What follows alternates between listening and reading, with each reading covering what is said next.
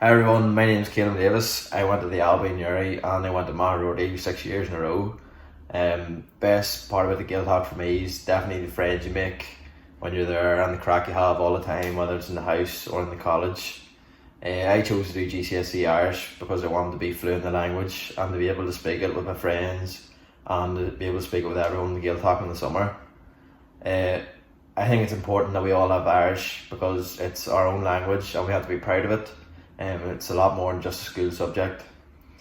As well as that, you get opportunities with Irish you don't get with anything else, and especially at school, like days out, get to go to the Gaeltacht and Caileys with other schools. At the minute, I'm studying teaching through the medium of Irish in St Mary's in Belfast. And the thing I like most about Irish is the community we have.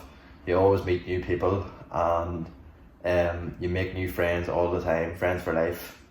And my favourite seanachal or proverb in Irish is being Shuloch Skeloch, or travellers have tales to tell.